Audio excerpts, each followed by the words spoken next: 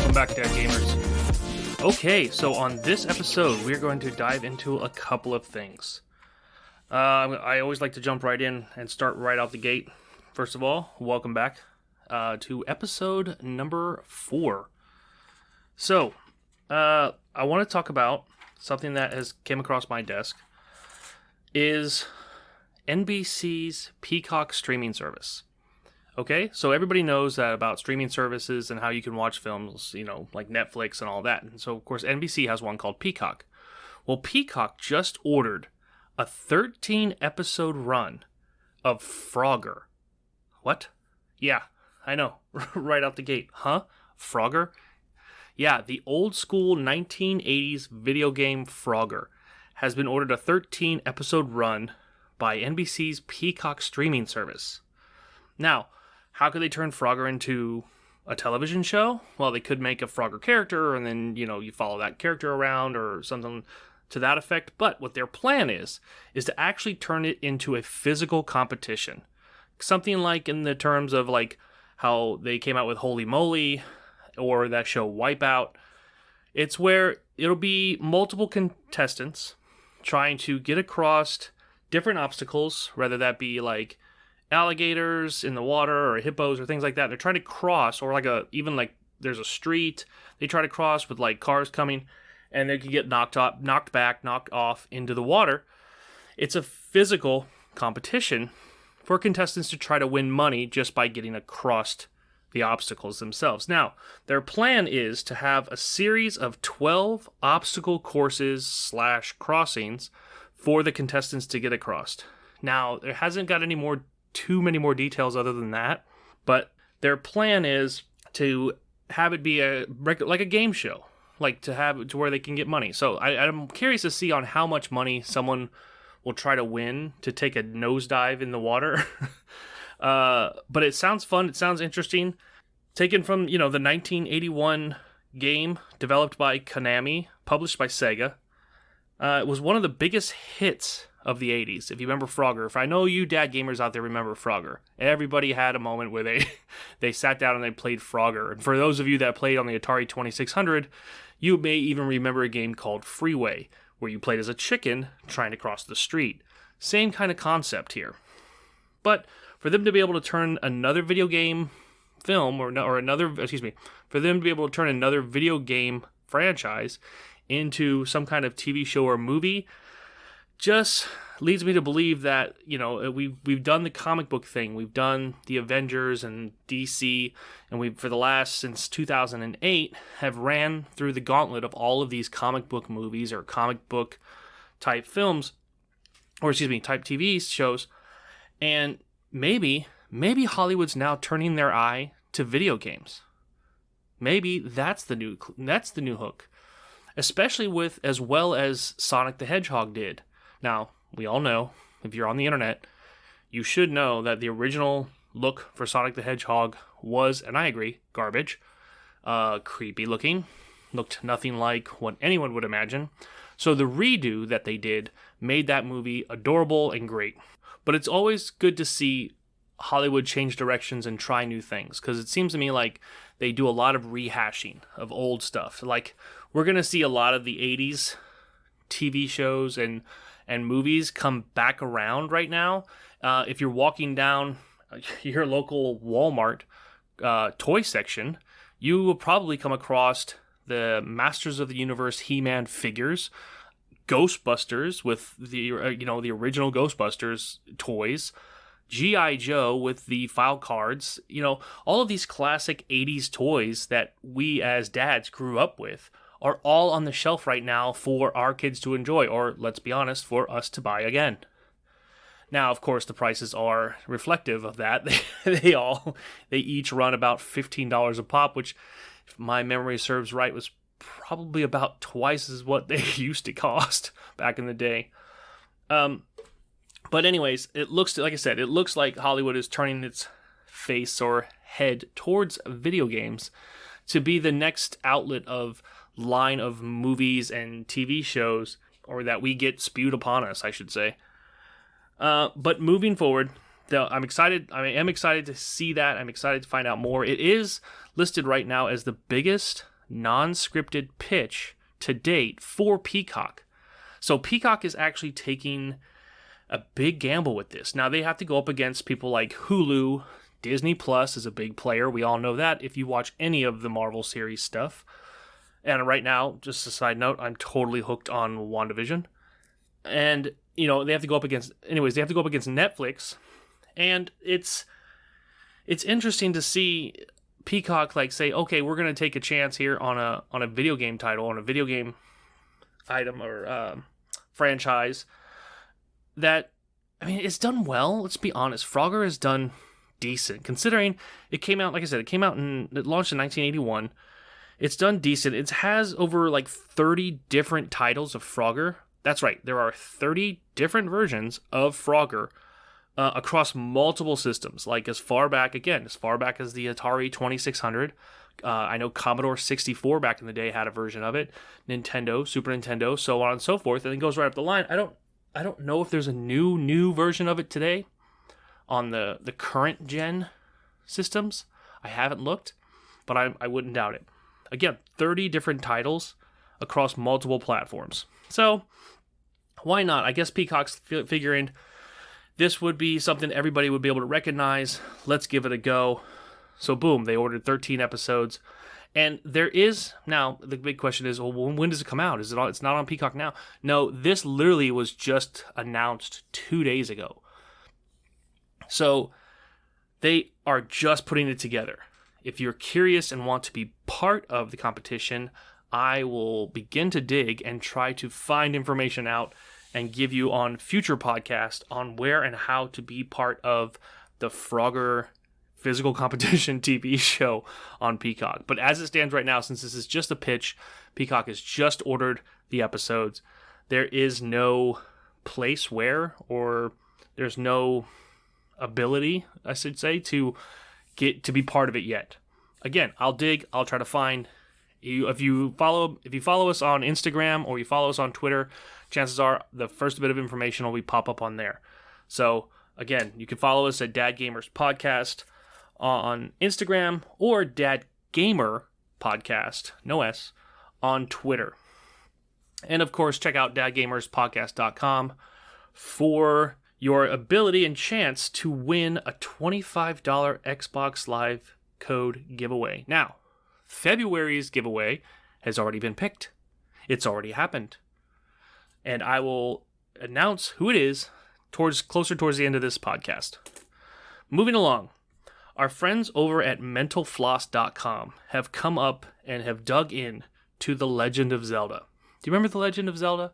The old gold cartridge for the NES that you had back in the day, and how you would stick it in and then it would work after a while and you had to pull it out and blow on it and put it back in, and you would probably, if you were like me, you didn't want to walk away from the game, so you would leave your system on overnight and let it sit and be on so you didn't have to mess with it in the morning. Well, they have come over at mentalfloss.com, they have come up with a list, and I've jotted down some of them. Now, they have a much longer list, and I think I got a majority of them here, of different things that you didn't know about The Legend of Zelda. So what I'm going to do right now is I'm going to take the next few minutes here, and I'm going to list off the things that you may or may not know about The Legend of Zelda. And if you know them, great. But to be honest with you, as a gamer myself and as a video game collector, I was even like, I didn't know that. I was really, shocked by some of it. So the first thing is, do you remember as a child playing and getting the Nintendo Power magazine? And if you remember, in the back of the Nintendo Power magazine, for a small little while, they had a number you could call, like an 800 number that you could call for tips and tricks for games. Like, you would call and it would be like, okay, welcome, thank you for calling Nintendo Power. And then you would talk to somebody on the phone about how to get through a certain area. Well, the reason why that was even made was because of The Legend of Zelda. The Legend of Zelda was the reason why Nintendo came out with that 1-800 line. In fact, it became so popular because so many people were, I don't want to say lost or stuck or confused on some of the things for Legend of Zelda, that Nintendo actually turned it into a 1-900 number later on, which would allow them to be able to charge per phone call. Now, I gotta be honest, I do remember spending a couple bucks and try not to stay on the phone very long because it was by the minute, but spending at least a few dollars trying to get tips and tricks on The Legend of Zelda, trying to figure stuff out. I remember one phone call I made. They basically said, yeah, there is no secret code or no super secret tricks that you could do for a game. And I can't remember what the game was, but I remember it was disappointing. But that's neither here nor there. So, The Legend of Zelda is the reason why Nintendo had to come out with a 1-800-TIPS line specifically for North America. Now, the game had already released in Japan, and they didn't have that opportunity, but Nintendo knew that the Americans were going to be kind of antsy about it and want to know more, so they did have a tip line start because of that. Now, during the progress of Zelda, The Legend of Zelda being created, keep in mind that was during the heyday or the beginning of the NES, Nintendo Entertainment System. So Mario was designed literally simultaneously as Zelda. And one of the things that a lot of people didn't know was that they specifically made The Legend of Zelda that top-down view so that it would feel completely different than the Mario game side-scroller. So this way, when you played Mario, you kind of had a set course. You know, you were going from left to right. You always knew you had to get to the end, to get to the castle, to check to see if the princess was there, which, let's be honest, bitch never was there. So you had to keep going. Now, when it came to Zelda, they were like, well, let's make this a top-down view, and we'll change it up a little bit because we'll give it a different feel. We'll give it to where there's not so linear of a path drawn out on where you're supposed to go. Now, because of that non-linear path, that tended to make things a little bit more difficult, hence the reason they had the 800 number. But then they decided, because in another thing that came out was in the Japanese version of The Legend of Zelda, the sword that you got, that Link's sword, which, if you remember correctly, in the original game, in the North American version, you had to play like a cave level to get to the end, and it was like, here's the sword, da-da-da. Well, in the Japanese version, you were given the sword literally right out the gate. It was like, you woke up, and it was, here you go, take the sword. Well, it turns out that Mr. Miyamoto, the creator of Legend of Zelda, had heard early testers being disgruntled about the unclear objectives, or, the non-linear path, and not understanding, because they were given the sword right away, not understanding what they had to do. So he went in and actually is the one that said, let's take the sword out and make it so that they have to get the sword, or an option to find the sword. Now, keep in mind, another thing, you don't need the sword to beat the game. Technically. Let me reiterate that. Technically, you do need the sword to beat the game, because at the very end, Ganon is the only one that can get hurt by the sword, but all the other enemies can be defeated without the sword. So, you could kind of go through the whole game without defeating the final boss, and without the sword. But again, Miyamoto took out the sword because he had heard the early testers basically just being pissy about not knowing where to go, what to do. So he was like, okay, well, I'm going to take the sword out. Now you can try to figure it out. You can try to figure out where to go. You can try to figure out what to do. This actually was better because it actually allowed the testers to try to talk with themselves and figure out what was a good gameplay strategy to play, which, led to more conversations, which is what he kind of wanted. Now, also, since we were talking about the Mario game and the Zelda game being developed at the exact same time, one of the other things that some people were able to notice was that there was a crossover. Well, when I say crossover, there was a character crossover. And I don't mean Mario and Zelda themselves, but because the studios were being created, or were creating the games at the same time, the Mario crossover inside of Link, or Legend of Zelda, was the Piranha Plant. Do you remember there was a couple of spots, not every single spot, but a couple of spots where there were pipes and there was piranha plant sticking out in The Legend of Zelda? Well, that was a tip of the hat to the Mario games. And now, to go the other way, to go to the Mario games and say, okay, well, where's their tip of the hat to The Legend of Zelda? You have to look at Mario 3. Now, we all remember Mario Brothers 3, especially since it was in that movie, The Wizard, and how you were able to rip through Super Mario Bros. 3 fairly quickly with the warp whistles.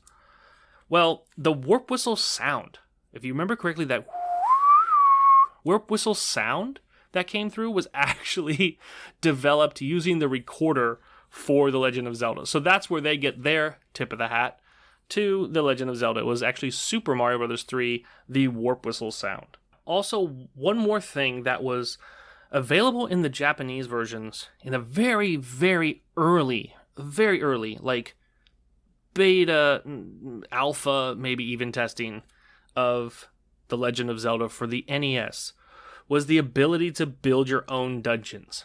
That's right. You were able to. There was an original plan for players to be able to go in and build their own Legend of Zelda dungeons, and then try to get through them, or try to have their friends try to get through them. But they found that it was, I don't want to say confusing, but it just took a lot of time, and it felt like very much of a slowdown of the game. So even though the game was an adventure, and I'm sure like you all played Mario Maker, or maybe with your kids, and they've made these crazy levels, or seen at least some of these crazy levels being played, but that was an actually original idea way back in the day. But anyways, moving on to the name Zelda. Now, we all know that that's not the character you play as. It was a long discussion I had to have with my kids about, that is not Zelda, that's Link. And Zelda is the princess you're trying to rescue. So, the name Zelda itself and has been, I want to say, synonymous with the Nintendo brand. But where did this name Zelda come from? So, even though the whole Legend of Zelda was, despite being made in Japan and being originally a Japanese type game, the name was actually from an Alabaman native. That's right, I said Alabama native. Miyamoto confirmed that Zelda Fitzgerald, a novelist and feminist, wife of F. Scott Fitzgerald, who, side note, was the writer of Great Gatsby, was the inspiration for the name. So, after all of these years, I'm 41 years old and finally found out that Zelda was actually named after F. Scott Fitzgerald's wife, Zelda Fitzgerald. Wow. Not that that's a big revelation or it needs to be anything, but I thought they literally just invented the name. Like, I have never heard it prior to that, so I thought it was something that was invented. But nope, it was actually taken from there. Now, the character you play as, Link, his name, I was like, oh, well, for sure it's got to be connected to somebody or something else, and the reason why they want it to be him to be called Link, yeah, that's not as popular, or I should say is not as imaginative as I thought it was going to be. Nintendo's position, specifically on Link's name, is to say that he is the quote-unquote link between the player and the game. Now, that sounds corny, but that is Nintendo's position on that. So, in case you didn't know, now you know where Link and Zelda have got their names from. Now, speaking of where they got names from, the other thing that they did pull from was the Triforce. Now, we all know what the Triforce. The Triforce was in is in every single Legend of Zelda game. It is the back and forth, the past, the future. It allows the travel. It is the emblem, the Triforce, the model of basically the game, the symbol, the triangular symbol. You know what I'm talking about. It's hard to kind of describe on a podcast, but you get it. But the Triforce was actually modeled after an emblem for the Hojo clan, which was a powerful Japanese family in the 14th century of Japan. So there was actually already a symbol for this powerful family, and Nintendo, Miyamoto, kind of redesigned it, I guess, a little bit. I don't have the original symbol, but redesigned it a little bit and came up with the Triforce. Now, the name of the symbol originally is Mitsuroku, which, in translated, stands for the three dragon scales.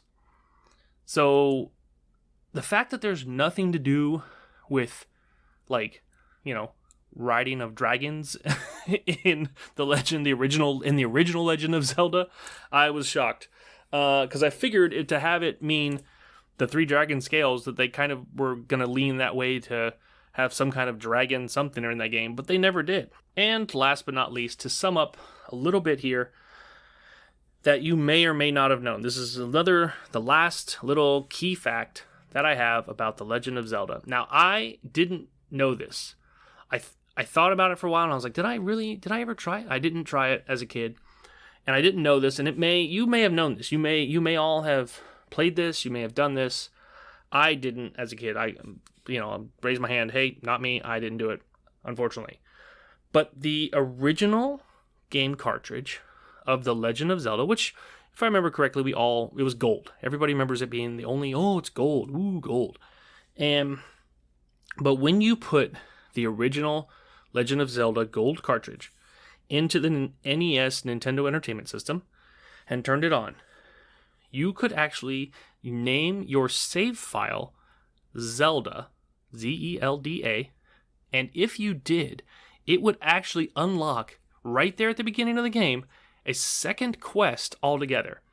Now, in most video games, when you do a second quest, or you do, a +1 level type thing, where that you've beaten the entire game and now you can do the new game plus with all your weapons, and that's something they've done many, many times over the years with many different games.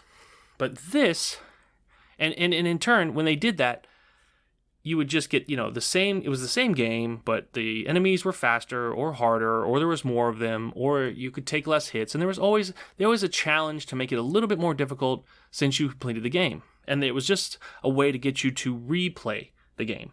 Well, this time around, back in the day, if you'd have used the word Zelda as your save file, you could have actually went and done a second quest, which was in a completely different layout, a completely different map style, and a completely different area for you to go around in the Zelda game.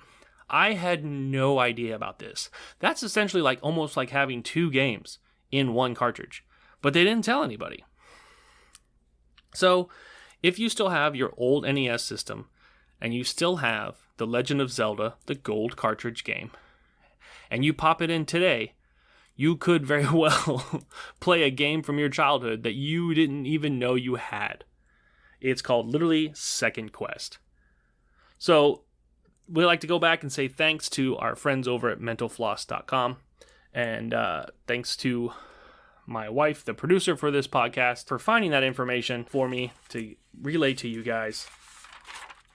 Now, let's move on to our winner. Now, let me just say that on our website, dadgamerspodcast.com, we have a place where you can implement your email address to be in our monthly drawing. Well, it's episode 4, which means it's time for that monthly drawing. Now, even if I don't announce you as the winner, your name will remain, or let me phrase that, your email will remain available for the following month, and so on and so forth. So you don't have to re-enter your email, you don't have to do anything like that. It still stays in with the rest. You should have gotten a welcome email to welcome you to the Dad Gamers podcast with links in that email so that you could follow us on Instagram and Twitter and all the other things. So double check your email, make sure you got that welcome email, make sure you are subscribed. If you drop your email and then get the welcome email and unsubscribe, that does back you out of the contest. So make sure you stay subscribed to it. All it's for is so that we can go back in when we pick the winner and be able to contact you. So again, you don't have to keep doing it. You only have to do it once and you're in it. We run all these contests. Your name will stay in it. Just stay subscribed. So without further ado, let's move on to our February winner of the $25 Xbox Live code. And that winner is Jimmy S. Now, Jimmy has already been contacted, and we've already said that we are going to announce him on our podcast. So there you go, Jimmy. Congratulations. Good job. And he is our February winner. Now, if you are curious and want to play Xbox Live with Jimmy, we do have his gamer tag, and it is Jim JIMDS13. So that's JIMDS13. You can find Jimmy on there and see, who knows, see what he bought with his $25 Xbox Live gift card game. Maybe you could give him some tips on a game that he hasn't tried yet. Or you could just, play with him because he's a dad like the rest of us. And he doesn't have much time. So he's going to need any information he can get on what good games there are to play out there. Okay, dads, that'll be the end of it for our show today. Thank you so much for listening. And don't forget to go to dadgamerspodcast.com, drop your email because the March contest is right around the corner. All right, guys, thanks for listening. Oh, wait. Before we end the show, I have one more bit of information about The Legend of Zelda that I have to let you guys know. So, the length of this podcast is approximately 28 minutes, and the fastest speed time ran on The Legend of Zelda is 27 minutes and 54 seconds. So, by the time you listen to this entire podcast, from the very beginning to the end, after the last note plays of our music, someone who will have been able to complete The Legend of Zelda in its entirety on a speed run. That I've never been able to do a speed run, so I couldn't tell you what it looks like. But if you want to check it out, you can go to speedrun.com and you can see people do it. Again, 27 minutes and 54 seconds, basically the length of this podcast, and someone beat the entire Legend of Zelda. That's crazy. Anyways, dads, like I said, thanks for listening, and I'll talk to you guys next week.